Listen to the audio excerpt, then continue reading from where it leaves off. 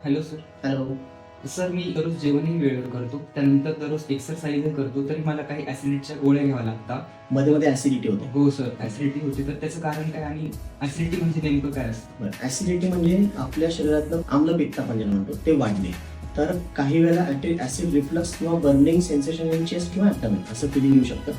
आणि त्याचा एक बेसिक असा अर्थ आहे की पोटातील जे आपलं पित्त आहे ते अन्ननलिकेमध्ये परत बॅकफ्लो होतं आणि त्याच्यामुळे कधी कधी बर्निंग सेन्सेशन होऊ शकतं.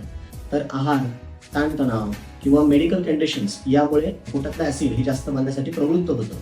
मोस्टली सिम्पल असतं, पण काही सिम्पटम्स जे असतात त्याच्यामध्ये सिम्पटम्समध्ये जड म्हणजे गॅस्ट्रो इसोफेजियल रिफ्लक्स सिंड्रोम हे सुद्धा कधी कधी होऊ शकतं.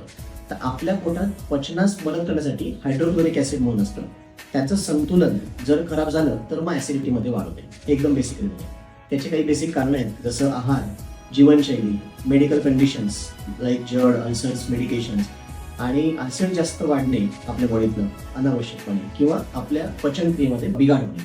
तर बऱ्याच वेळेला माझं असं म्हणणं असतं की आपण ऍसिडच्या गोळ्या घेत राहणं हे योग्य नसून आपण जर पोटाचा फ्लोरा नीट करून घेतला म्हणजे डिवॉर्मिंग म्हणतो. एक एक्झाम्पल सांगायचं झालं तर जर एका पातेल्यामध्ये तुम्ही दूध टाकलं आणि दूध गरम केलं, तर दूध जर फाटल्यानंतर तुम्ही ते पातेलं क्लीन नाही केलं तर ते कंटिन्यू पातेलं पुढचं दूध खराब होतच नाही.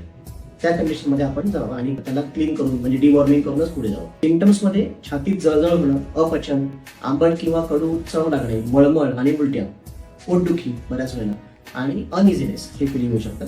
तर ट्रीटमेंटमध्ये बऱ्याच वेळेला आहारातील बदल, जीवनशैलीमधले बदल, मेडिकेशन्स काही वेळेला, होम रेमेडीज काही आणि डॉक्टरांचं ओपिनियन हे सगळ्यात महत्त्वाचं आहे. ते काय करावं कसं करायचं आपण पुढच्या व्हिडिओमध्ये बघू. थँक्यू.